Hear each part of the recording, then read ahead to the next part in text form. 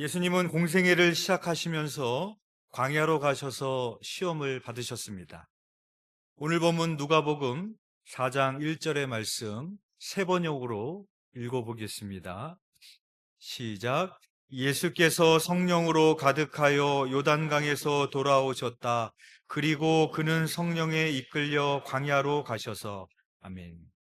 1절 말씀을 다른 번역으로 보면 그리고 나서라는 접속사가 들어가 있는데, 이 접속사는 누가복음 3장 22절을 연결하는 기능을 합니다. 누가복음 3장 22절의 말씀입니다. 우리 함께 읽겠습니다. 시작. 성령이 비둘기 같은 형체로 그의 위에 강림하시더니 하늘로부터 소리가 나기를 너는 내 사랑하는 아들이라 내가 너를 기뻐하노라 하시니라. 아멘. 예수께서 세례를 받으실 때 하늘로부터 이는 내 사랑하는 아들이요 내 기뻐하는 자라는 소리가 났고, 그리고 나서 성령께서는 예수님이 시험을 받으시도록 광야로 인도하셨습니다. 그러니까 예수님이 요단강에서 세례를 받으신 후에 광야에서 시험을 받으신 사건이 연결되어 있는 것입니다. 그리고 그 사이에 예수님의 족보가 삽입되어 있습니다. 그런데 예수님이 요단강에서 세례를 받으신 것과 예수님의 족보와 예수님이 광야에서 시험을 받으신 사건에 공통적으로 흘러가는 주제가 있습니다. 그것은 바로 예수님이 하나님의 아들이시라는 겁니다. 예수님이 세례를 받으실 때 하늘로부터 소리가 났는데 너는 내 사랑하는 아들이라는 소리였습니다. 그리고 예수님의 족보가 나오는데 마태복음에 나오는 족보와는 달리 예수님부터 시작해서 위로 올라갑니다. 그리고 어디까지 올라가는가? 하나님까지 올라갑니다. 즉 누가복음의 족보는 예수님이 하나님의 아들임을 말해주고 있는 것입니다. 그리고 오늘 본문에 가서 예수님은 광야에서 마귀에게 시험을 받게 되시는데 마귀가 반복해서 사용하는 말이 있습니다. 그것은 내가 만일 하나님의 아들이거든 이라는 말입니다. 누가복음 4장 3절의 말씀 우리 함께 읽겠습니다. 시작. 마귀가 이르되 내가 만일 하나님의 아들이거든 이 돌들에게 명하여 떡이 되게 하라. 네. 9절의 말씀도 읽겠습니다. 시작. 또 이끌고 예루살렘으로 가서 성전 꼭대기에 세우고 이르되 내가 만일 하나님의 아들이거든 여기서 뛰어내리라. 아멘. 예수님이 세례를 받으실 때 하늘에서 소리가 나서 하나님의 아들임을 선포했습니다. 예수님의 족보에서 예수님은 하나님의 아들이심을 입증했습니다. 그런데 마귀는 이 자명한 사실에 회의를 품게 하고 흔드는 것입니다. 마귀가 예수님에게 돌들에게 명하여 떡이 되게 하라라고 말했습니다. 이것은 마귀가 예수님이 돌로 떡을 만들 수 있는지 없는지를 시험하는 게 아닙니다. 마귀는 예수님에게 그러한 능력이 있다는 것을 이미 알고 있습니다. 그러면 마귀는 무엇을 시험하고 있는 것일까?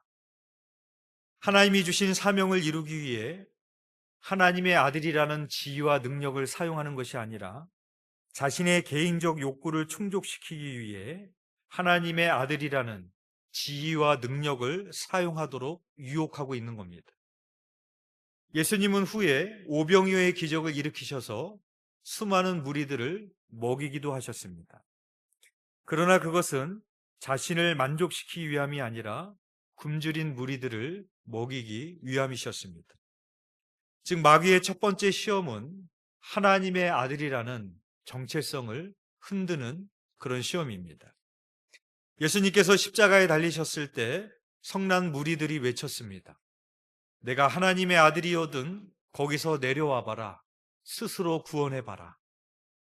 여러분, 예수님께서 십자가에서 내려오실 능력이 없으셔서 죽으셨겠습니까? 예수님은 우리를 구원하시기 위한 하나님의 뜻에 순종하시기 위해 십자가에서 죽으신 것입니다. 그렇다면 오늘날 이 시험이 우리들에게 의미하는 것은 무엇일까요? 제가 예전에 무디 목사님의 일화를 소개시켜 드린 적이 있습니다. 성도 중에 한 사람이 양조장을 개업하게 되어서 무디 목사님을 초대했는데, 무디 목사님이 자신을 축복해 주기를 기대했는데, 무디 목사님은 이 양조장이 열리지 않게 해달라고 기도를 했습니다. 무디 목사님의 기도에 큰 걱정에 빠진 성도는 밤새도록 고민한 끝에 양조장을 열지 않기로 결정했고, 결국 그 양조장은 무디 신학교가 되었습니다. 우리들 역시 하나님의 아들이고 하나님의 자녀입니다. 그런데 우리는 떡과 하나님의 아들이라는 그 사이에서, 그 정체성의 사이에서 끊임없는 마귀의 유혹을 받게 됩니다. 하나님의 자녀로서 하나님의 뜻을 이루는 삶을 살 것이냐, 아니면 떡이 우선이 되는 삶을 살 것이냐, 그 시험인 것입니다. 우리는 떡 없이 살 수 없습니다. 돈 없이 살 수 없고 밥 없이 살 수 없습니다. 주기도문을 보면 예수님은 일용할 양식을 구하라고 하셨습니다. 그것은 당연히 우리가 구해야 될 기도의 제목이기도 합니다. 그러나 중요한 것은 우선순위라는 것입니다. 그래서 예수님은 무엇을 먹을까 입을까 염려하는 우리들에게 공중에 나는 새를 보고 들에 핀 백합화를 보라고 말씀하시면서 먼저 그의 나라와 의를 구하라고 말씀하셨습니다. 예수님은 아버지가 맡기신 사명에 대한 순종이 육신의 허기를 채우는 것보다 더 소중하다는 것을 아셨습니다. 우리도 그럴듯한 떡의 시험에 타협하다가 떡의 노예가 되어 순종의 길에서 멀어지지 않도록 경계해야 되는 것입니다. 또한 마귀가 예수님을 시험하는 것을 보면 마귀는 하나님의 말씀을 왜곡해서 예수님을 시험했습니다. 오늘 보면 누가복음 4장 9절에서 11절의 말씀입니다. 우리 함께 봉독하겠습니다. 시작. 또 이끌고 예루살렘으로 가서 성전 꼭대기에 세우고 이르되 내가 만일 하나님의 아들이거든 여기서 뛰어내리라. 기록되었으되 하나님이 너를 위하여 그 사자들을 명하사 너를 지키게 하시리라 하였고, 또한 그들이 손으로 너를 받들어 내 발이 돌에 부딪히지 않게 하시리라. 아멘. 이것은 마귀가 시편 91편 11절에서 12절의 말씀을 인용해서 예수님을 시험한 것입니다. 그런데 시편 91편은 하나님의 뜻을 행하고 그를 섬기는 도중에 위험에 처한 자들을 하나님께서 보호해 주실 것이라는 그런 말씀입니다.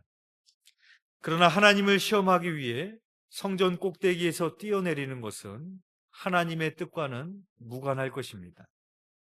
그런데 마귀는 마치 범죄할 때라도 하나님이 보호해 주시고 죄악된 행동의 결과를 제거해 주시는 것처럼 하나님의 말씀을 왜곡시키고 있습니다. 에덴 동산에서 뱀도 하와를 유혹할 때 하나님의 말씀을 왜곡해서 유혹했습니다. 뱀은 하나님의 말씀을 왜곡해서 하와에게 이렇게 묻습니다. 하나님이 참으로 너에게 동산 모든 나무의 열매를 먹지 말라 하시더냐. 여기서 참으라라는 강조의 말이 중요합니다. 당연한 일에도 일단은 의심을 불러일으키게 하는 그런 말입니다. 이렇게 아리송한 물음에 하와의 마음이 흔들리기 시작합니다. 그러나 하나님은 그렇게 말씀하시지 않았습니다. 하나님은 동산 나무에 있는 모든 열매는 먹으라고 하셨고 다만 선악과만 먹지 말라고 하셨습니다. 그런데 뱀은 모든 나무의 열매를 먹지 말라 하시더냐, 그렇게 왜곡해서 물었던 것이죠. 또 뱀의 말에 흔들리게 된 하와는 하나님의 말씀에 자기의 생각을 첨가시킵니다. 동산 중앙에 있는 나무의 열매는 하나님의 말씀에 너희는 먹지도 말고 만지지도 말라. 너희가 죽을까 하노라 하셨느니라. 그렇게 대답을 합니다. 그러나 하나님은 그렇게 말씀하시지 않으셨죠. 하나님은 반드시 죽는다. 정령 죽는다. 그렇게 말씀하셨습니다. 그런데 하와는 너희가 죽을까 하노라. 그렇게 바꿔 말했던 것입니다. 뱀은 하나님의 말씀을 왜곡해서 하와를 유혹했고, 하와는 하나님의 말씀에 자신의 생각을 넣어서 결국 유혹에 넘어가고 말았던 것입니다. 결국 뱀은 방점을 찍습니다. 뱀이 여자에게 이르되 너희가 결코 죽지 아니하리라.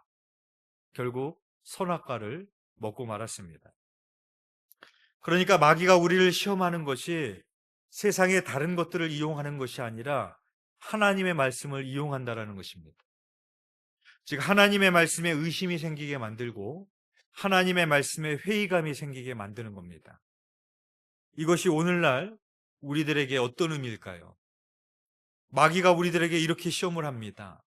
하나님이 너의 아버지라며, 너는 하나님의 자녀라며, 하나님이 너의 필요를 다 아시고 먹이시고 입히신다며, 그런데 너를 봐라. 너는 왜 이렇게 가난해? 너는 왜 먹을 것도 없고 입을 옷도 없어? 내가 하나님의 자녀인 게 맞아? 하나님이 너를 돌보시는 게 맞아? 이렇게 유혹한다라는 것이죠.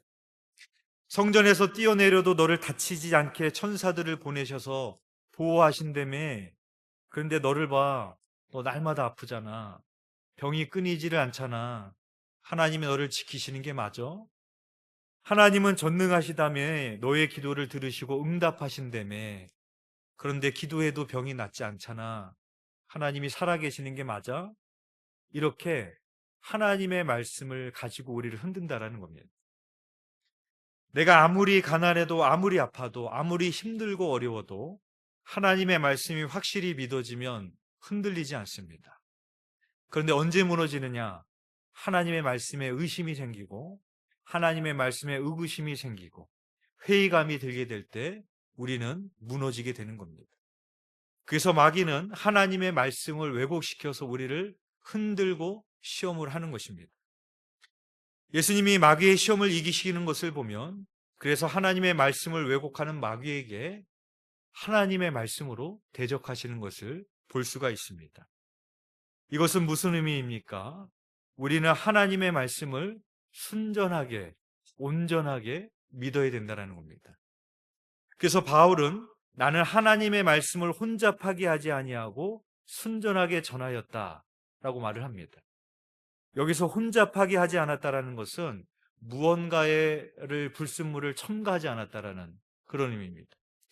바울이 이런 말을 한 이유는 바울 시대에도 하나님의 말씀에 자신의 생각과 세상적 지식을 집어넣은 거짓 교사들이 있었기 때문이었습니다. 우리가 하나님의 말씀을 순전히 믿는 것 같지만, 잘 알고 있는 것 같지만, 하와도 하나님의 말씀을 알았습니다. 그러나 내 생각으로 재단을 합니다. 내가 믿고 싶은 대로 믿습니다.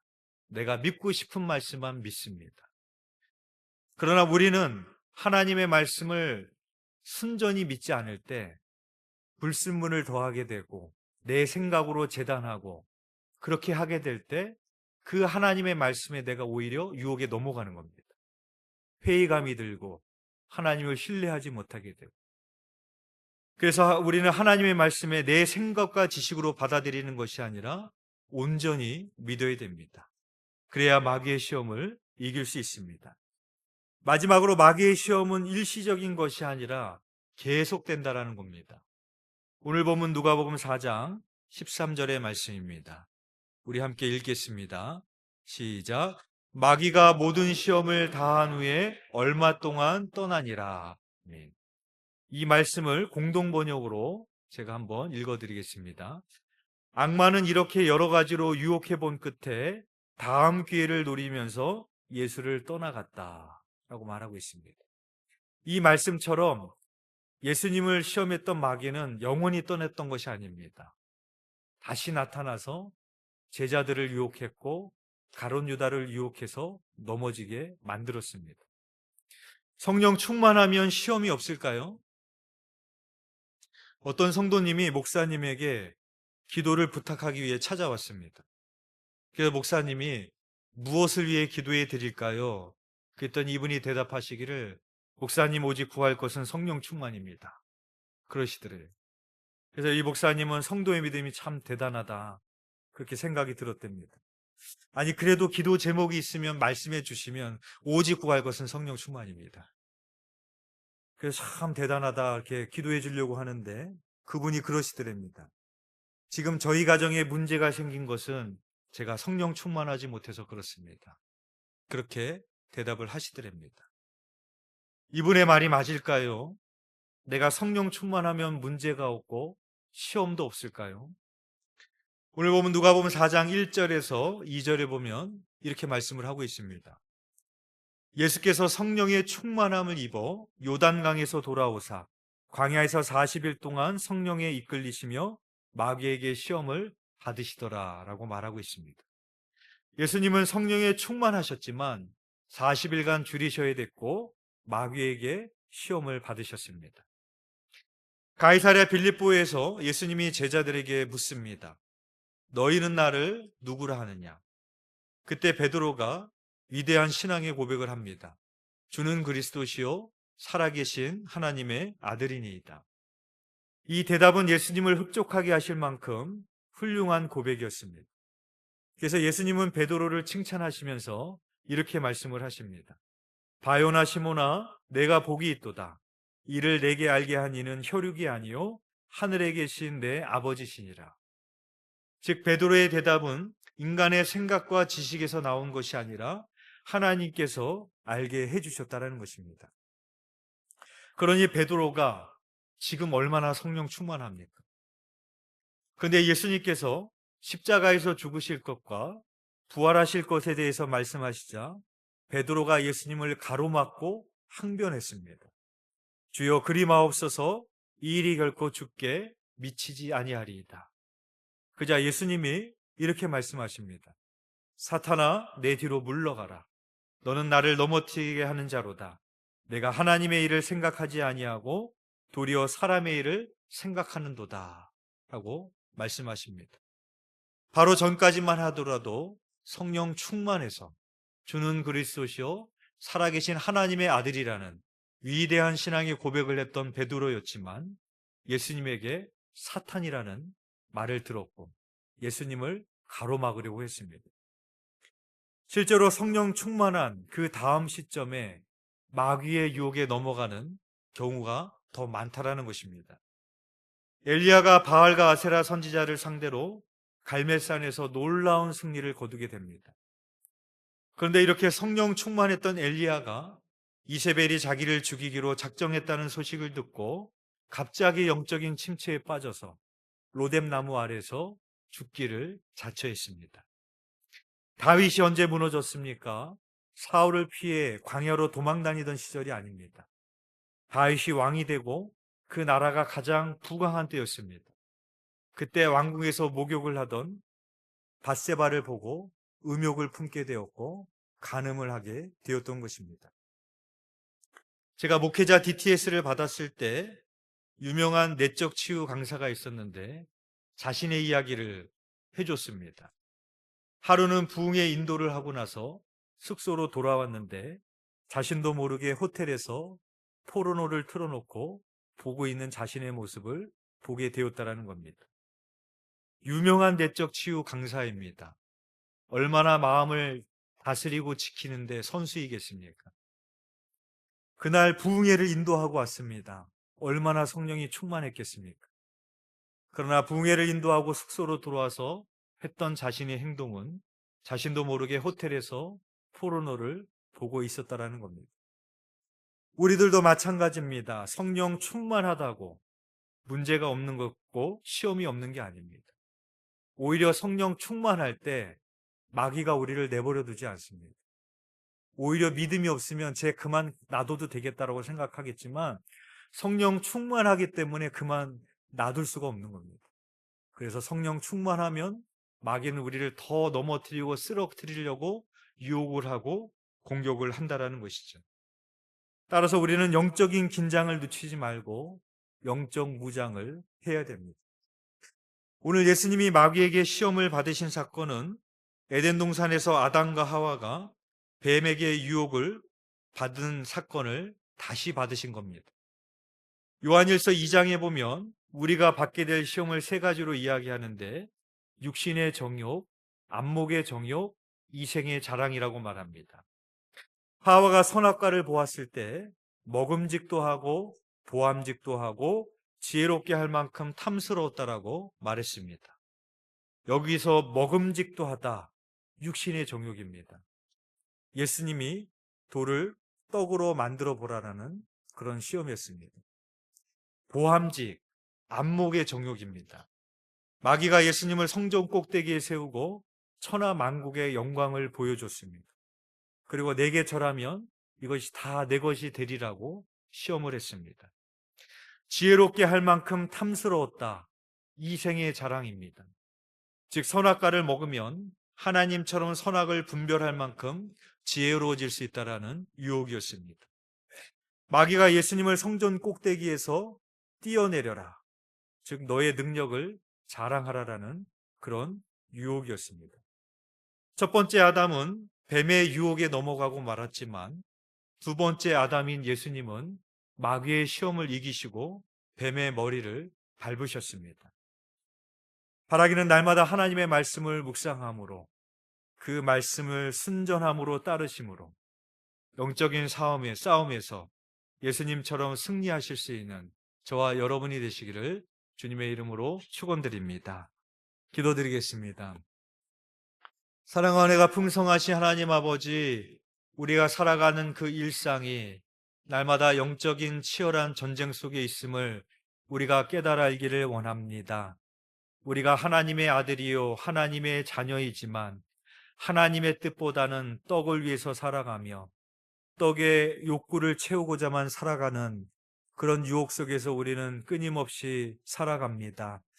우리가 하나님의 말씀을 믿는다라고 말하지만 하나님의 말씀을 나의 생각과 이성으로 재단하고 받아들이기 때문에 오히려 그 하나님의 말씀에 의구심이 들고 회의감이 들어서 또 시험에 들기도 합니다. 오늘 우리에게 주신 말씀처럼 우리가 날마다 하나님의 말씀을 받아 먹으며 하나님의 말씀을 순전한 마음으로 우리 마음속에 새기게 하여 주시사 그 하나님의 말씀으로 말미암아 온전히 승리할 수 있는 우리의 삶이 될 수 있도록 날마다 인도하여 주옵소서. 하나님, 우리의 힘으로 이길 수 없는 아담과 같은 연약한 죄인임을 고백합니다. 주님의 능력을 의지하게 하여 주시고 성령의 충만함을 입어 늘 성령의 인도하심을 따라 살아가게 하여 주시사 주님과 함께 그 유혹을 이겨내며 시험도 이겨낼 수 있는 우리의 믿음이 될 수 있도록 주님 인도하여 주시옵소서. 함께하여 주실 줄 믿사오며 예수 그리스도 이름으로 기도드렸사옵나이다. 아멘.